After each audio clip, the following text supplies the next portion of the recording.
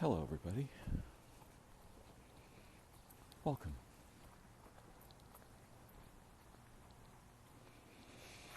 I'm out walking in I guess what would be called a suburban neighborhood. Something like a subdivision, not quite as explicit as that. And although I'm surrounded with plants and insects, trees, the majority of the situation is paved and extremely regularized and quite flat, physically flat, angular, squares within squares within squares, some of them with wheels on them, rectangles everywhere. Every little segment of the sidewalk is a square. The roads are extended squares with some curves thrown in. The cars are boxes, the houses are boxes. Yeah.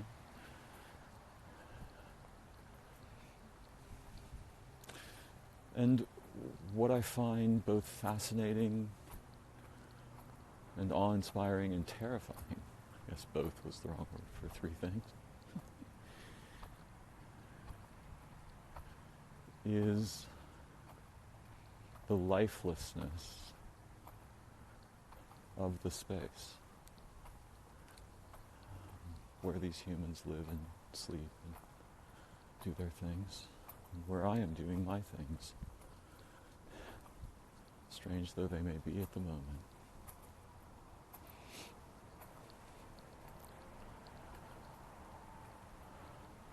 One of the primary goals of dissociated forms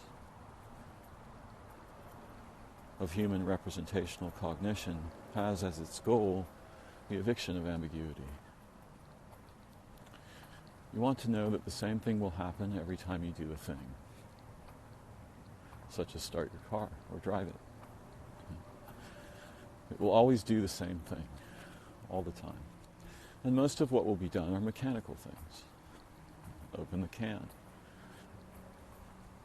cut up and cook the dinner, do the laundry, watch the television show, so on.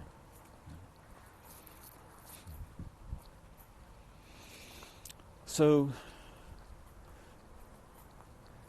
when the rudiments, when the foundations of the modes of formal representational cognition that us moderns are infected with and familiar with,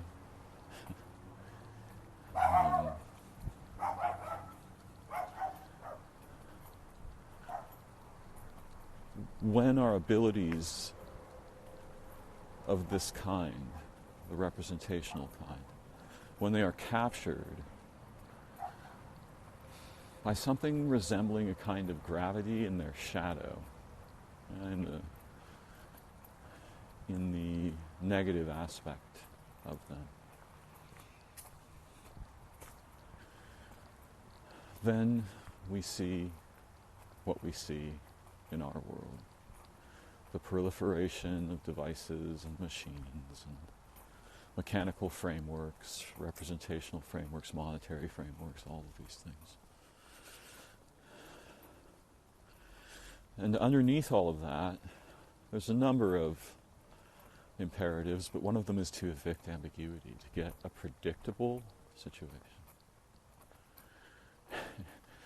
Unfortunately, it turns out that in humans, if we evict ourselves from nature, or if we evict or obliterate nature, meaning the living places and all the living creatures and so on, and plants and bacteria and viruses and everything. If we eliminate that, if we create a vacuum there, it becomes naturally predictable. What's unpredictable are relationships between living beings, right? That's very unpredictable. Though it can also be shaped intentionally in lots of ways, it still doesn't make it predictable. It just acquires a recognizable character and form and activity and so on.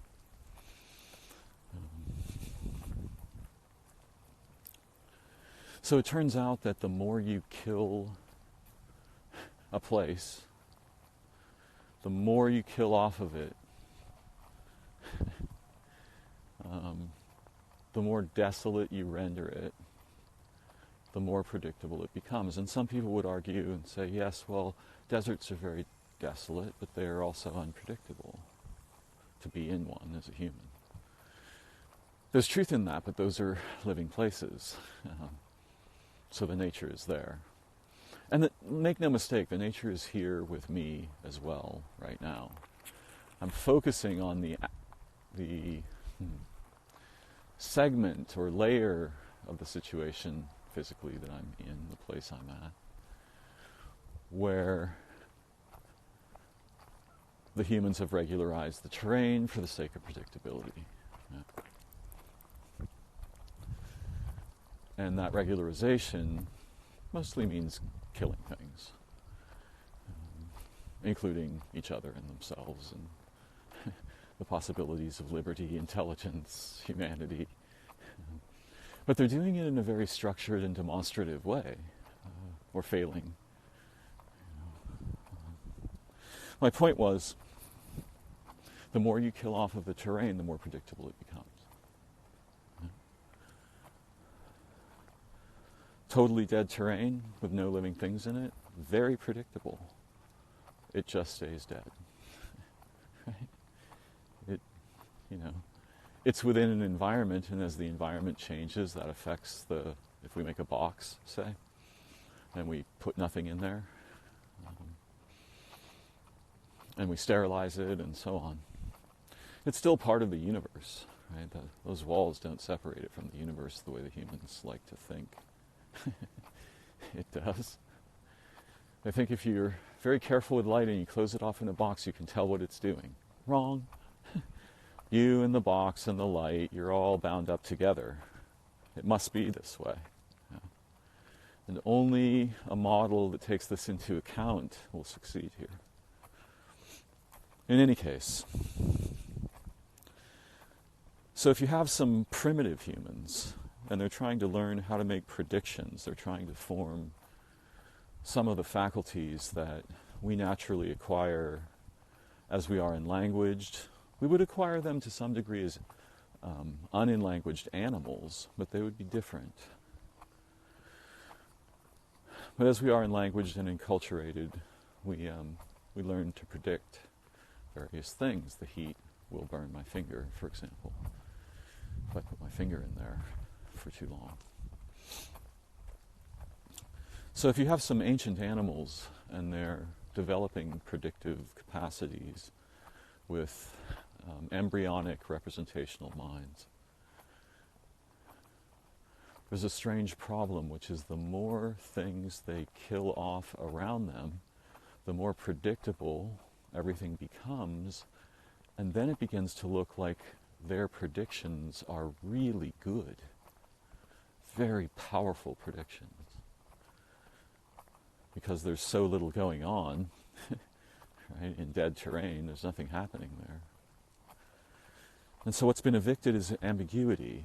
And weirdly, there's all kinds of games we play to do this in language and thought and concept and so on. Belief. Particularly in our relationships with identity itself. What are things and beings? Our ontological reflection and experience and ideas and so on. Yeah. What are these things? Worlds and stars and light and time. There's a lot of ambiguity in there, right? So, one aspect of our cognition, or a small cohort of faculties within our cognitive sort of extended family of faculties, there's a few that go after the same goal in consciousness and thought, in belief, and in the stories we tell ourselves about what has happened, what things are, what they aren't, and so on. All these things. And these faculties want very simplistic, pat, graspable answers. And by flat, I mean one-dimensional, where all of the possible, meaningful dimensionality of identity and relation, origin, and so on is evicted. Partly because that stuff's ambiguous.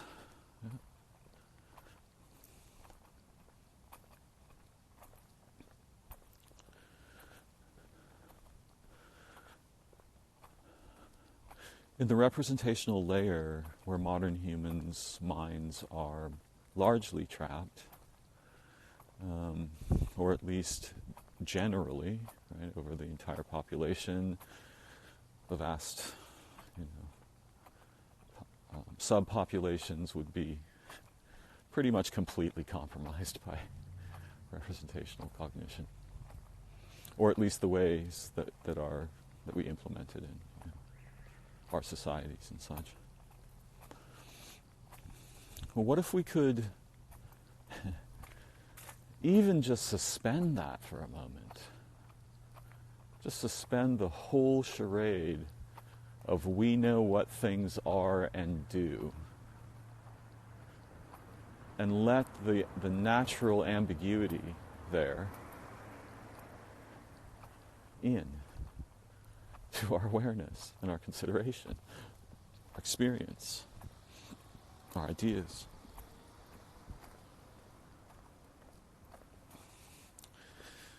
Dreaming returns ambiguity to a less aggressive team of faculties that are at least gently inhibited, if not straight up.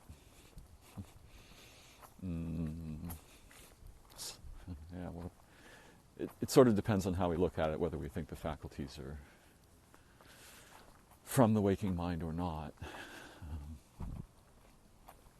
But in dreaming,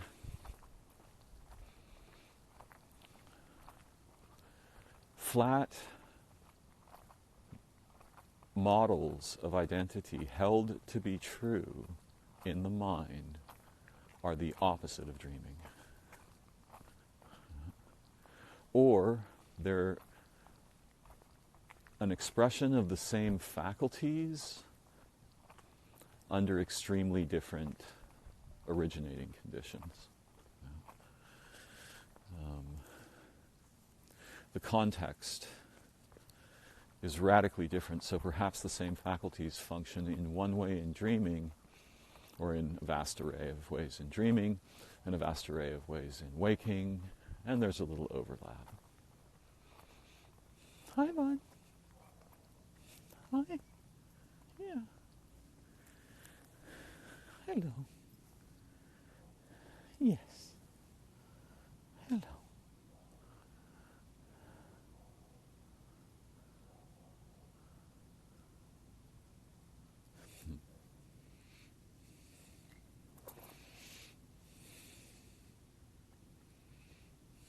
There's a cat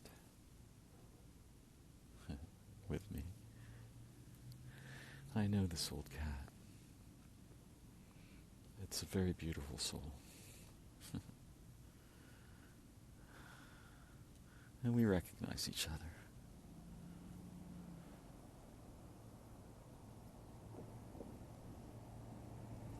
Yeah, it's okay. It's okay.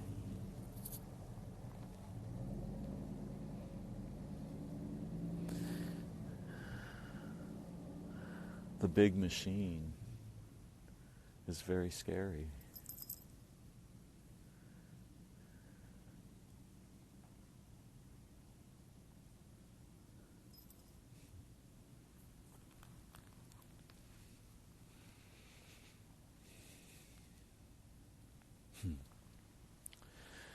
You know, being with the cat completely takes me out of my thoughts, my stories, my models, what I'm up to at the moment in the conversation.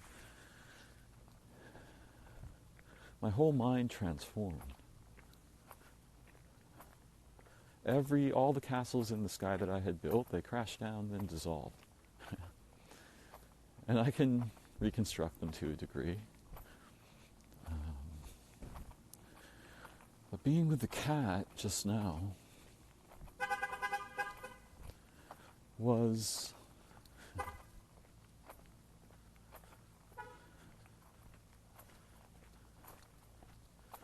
suddenly there was dimensionality to my felt sense of being human that a moment ago was not there. It was just flat sidewalks and street lights and lots of cars and houses and all of these things.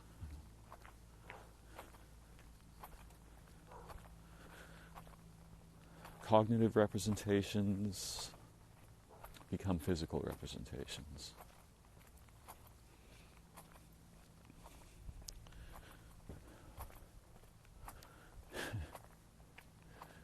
Ambiguity.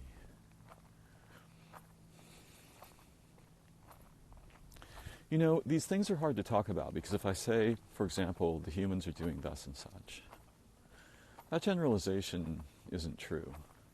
It's useful in some way if I'm skillful with it. Otherwise, it actually is just delusional. And this is the problem with representations. Their truth value is almost always circular, which means effectively they are not true.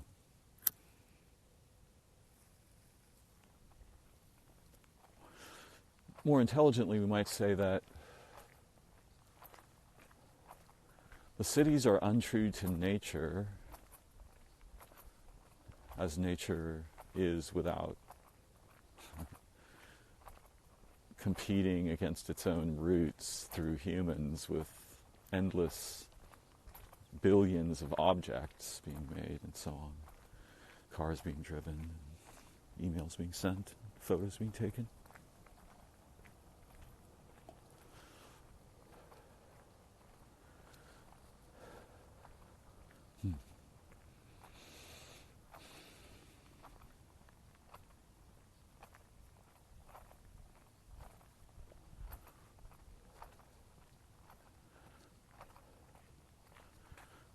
In a sense, it looks like the problem in our species that we keep inventing new forms of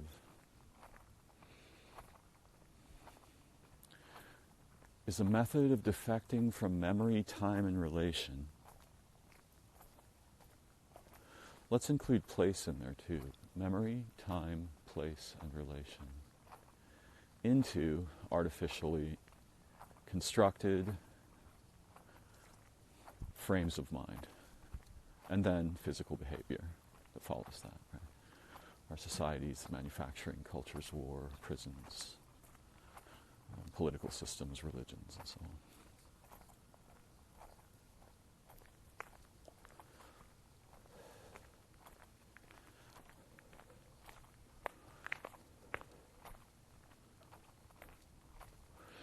Why would we be so hungry for predictability that we would sacrifice everything for things we call conveniences that aren't?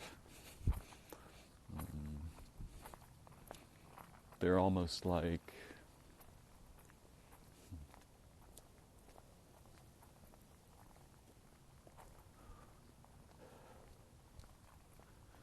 there's something that destroys dimensionality. Actually actively destroys and collapses the dimensionality of our natural minds, our humanity, our relations, our dreaming, our vision, our quests, the deepest things within us, are overwhelmed by the endless noise of representational cognition and all of its byproducts in humans.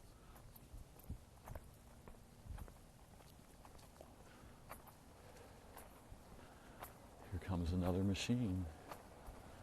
It's a big one. Most of them around here are.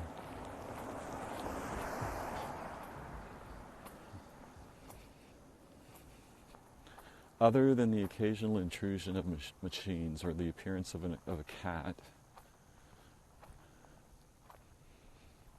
the place where I'm walking is completely static, and the only threat I have to worry about, other than, stumbling on a broken piece of cement or something, tree root, is the possibility of someone driving up and harassing me. That's it. There's nothing else happening. There's nothing going on at all. It's completely predictably dead. Why would we want that? Well, one answer is that vigilance is expensive. Emotionally, cognitively, metabolically, relationally. The faculties that we use to detect both threats and opportunities, and also to detect when they can stop detecting, if they can stop detecting. Right? These faculties are expensive, very expensive and ancient. And they've been wildly distorted by being pushed into a representational context where now we're not free just to pay attention to actual threats. Something far weirder has happened. We now have to pay attention to representations and representations of threats, and possible threats, and probable threats, and likely threats. There's a whole new layer of a mess for our vigilance faculties inside representational cognition. The question of, do words tell us what they mean? Are there books that are true? Is there a book that tells us what everything is? Is there more than one? Why would they do that when that's impossible? Because most of what is ambiguous. So it will not be found in books, or concepts, or words, even the word ambiguous. There are layers, right, to our human experience of identity. There's the surface layer of almost pure representation, that's a tree. Underneath that, there's a vast space we could think of that goes toward ambiguity, sometimes just through collapsing into it, but sometimes very creatively. Right? Going toward ambiguity is how music is made, how dance happens, love-making, wonder, awe. Right? These all have the necessary ingredients of incompleteness, ambiguity, and transcendentally transcendence. Let's put it that way. Beyond all ideas and categories and thinking.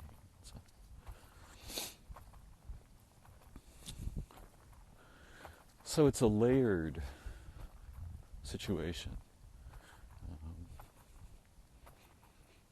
in our minds. And dreaming is certainly somewhere between very ambiguous and formation of consciousness, awareness, experiences, forms, appearances, and so on. But it's not like the rather mechanical and dull thing that happens when we think about what is a thing. Where is a thing? Who is a thing? What is a place?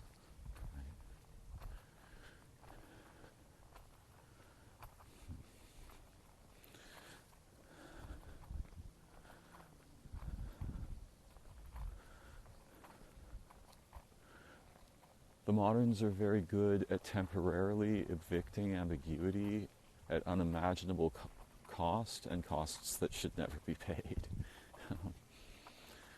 Both in terms of cognition,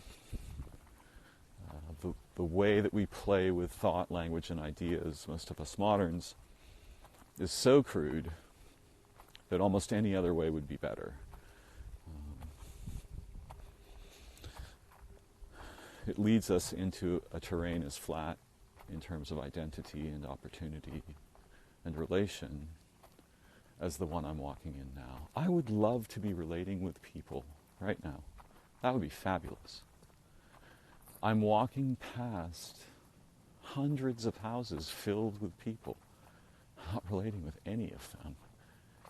And at best, if they notice me, their most likely derivation will be possible threat. Why is a guy out walking around in the neighborhood late at night? This kind of thing. There are signs around here that say all suspicious activities will be reported. There we go again with the language, right? And the strange idea that suppose that actually was true. Right? That all suspicious activities will be reported. Well, the reporting of such activities is itself suspicious. Not to mention that you'd have to report every activity. Every movement of every blade of grass and every fly and flower. Because anything's suspicious if you don't know what's going on. Or if the train's so flat that your capacity to form ideas other than suspicion is very, very small.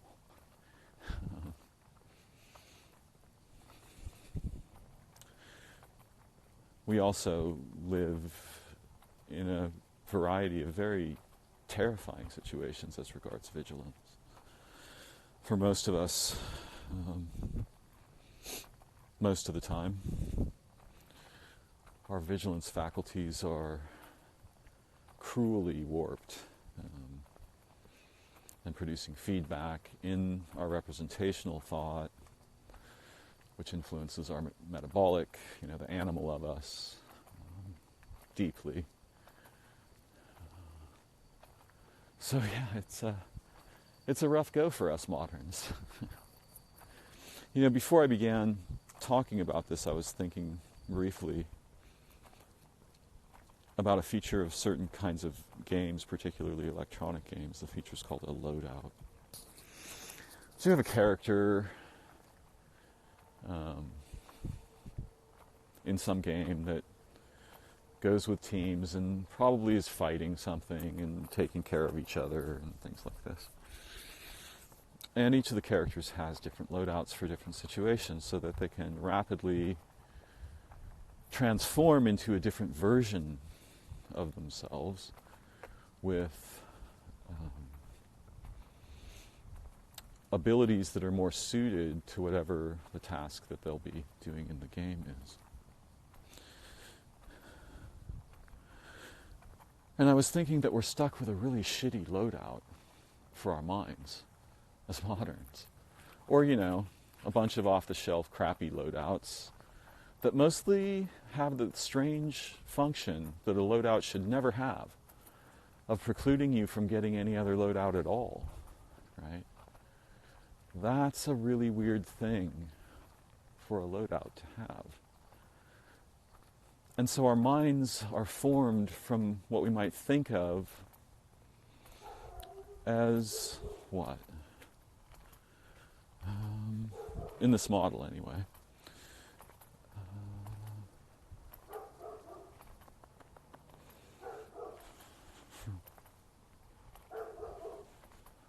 Our minds are formed in this model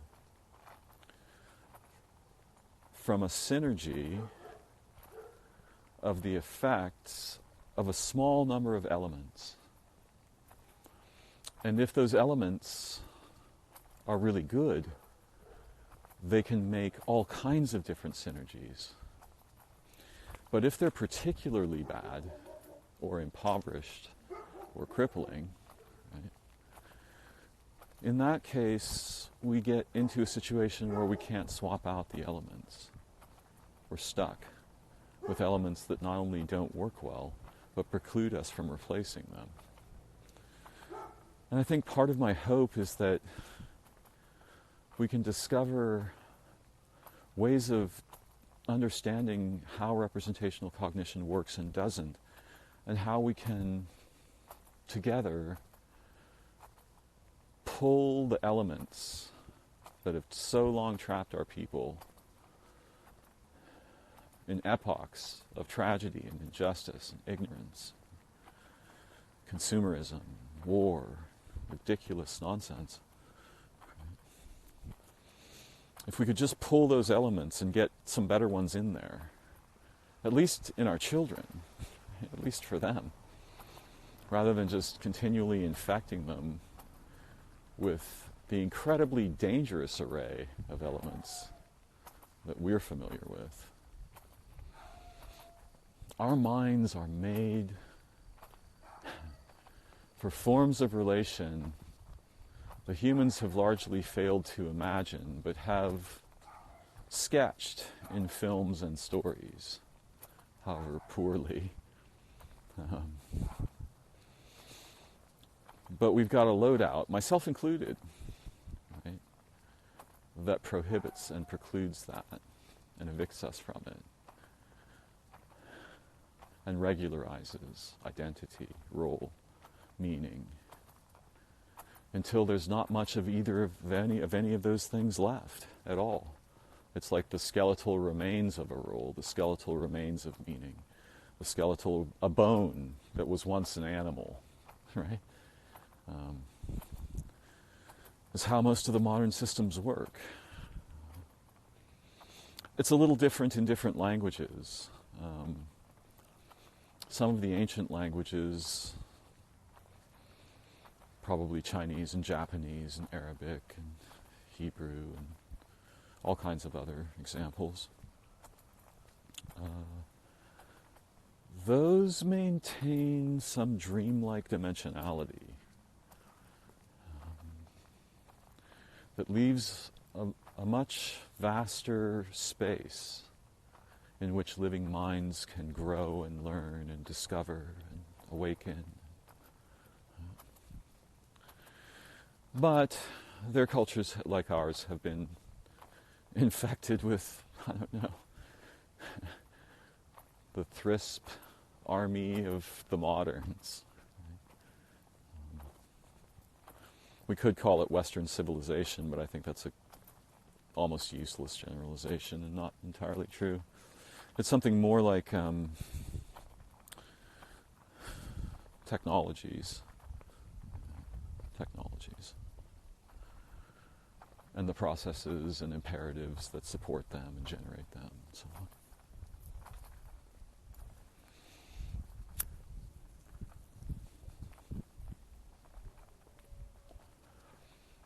And when I talk about the humans in representation, I want to be as clear as I can.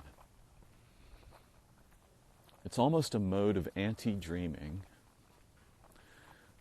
that depends on and identifies with the tokens it produces that point at people, situations, phenomena, so on. And these tokens bring with them the necessity of maps and models, which should be toys of understanding things rather than seen as facts. Fundamentally, no one knows why there are things, or what a thing is, or what a being is, or any of these essential questions. We have no answers for these. What we have is maps and models and tokens and artifacts that are the result of our departure from nature into representational cognition as animals.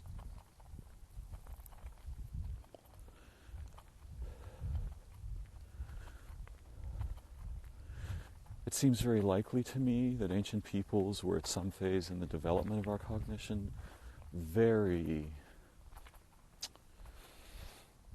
distrustful of plain spoken language like the kind we use.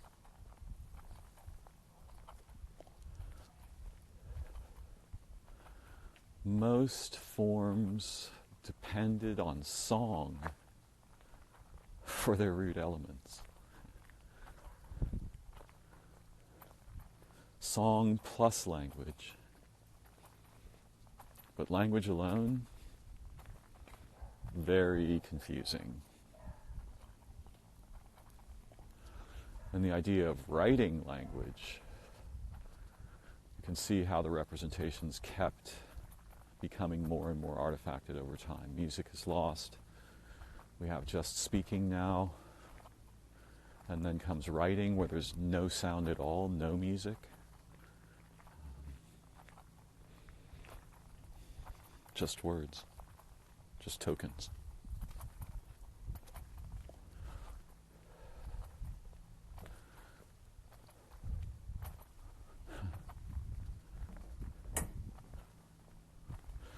We do have something crude that resembles loadouts. If I go to do a task, help someone with their computer or something, then I adopt a particular set of function elements in my thought. My role changes. And the goal space is much bigger than fix the computer. It's enjoy each other's company,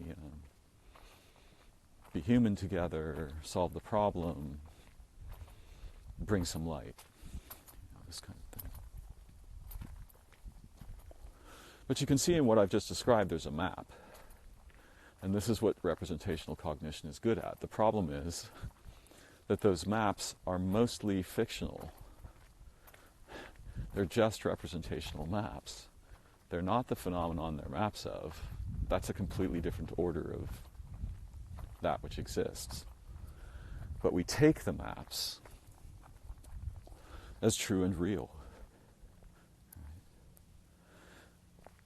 If I ask 20 people if they know what a tree is and I point to one, probably all of them will say yes.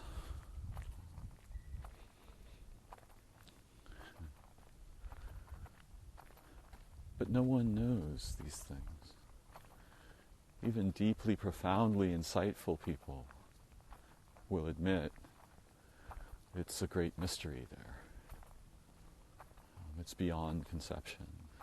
Though they might also admit that they recognize that humans call that phenomenon a tree.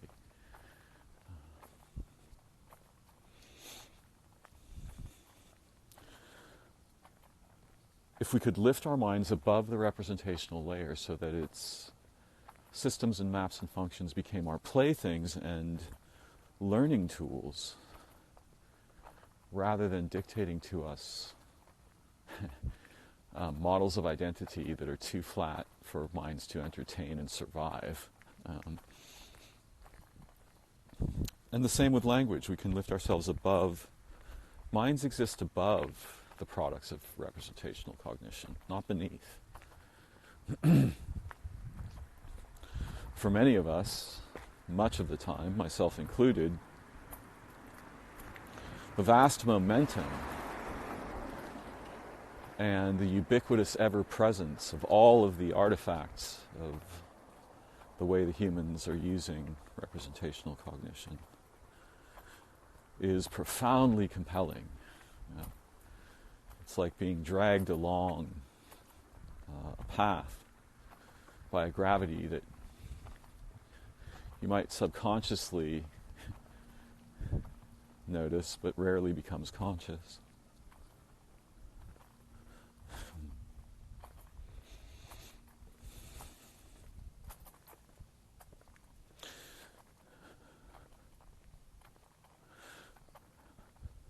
I've studied many of the problems that happen when our minds become confused with the representations they produce and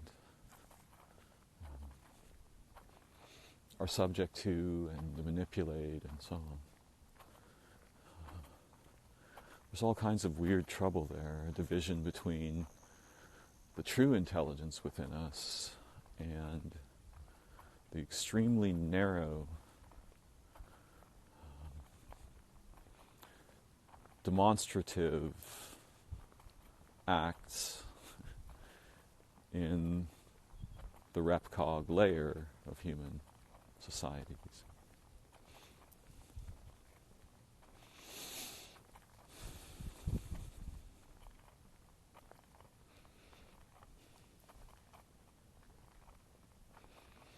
Yet every night when we dream,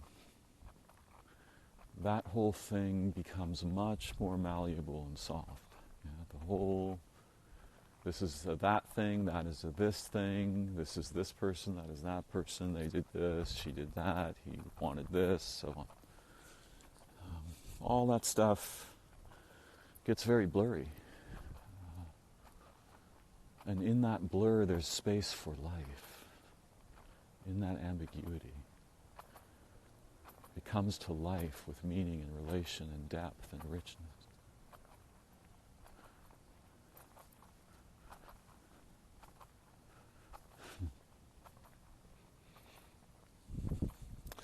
Thank you for joining me. I look forward to learning together again very soon.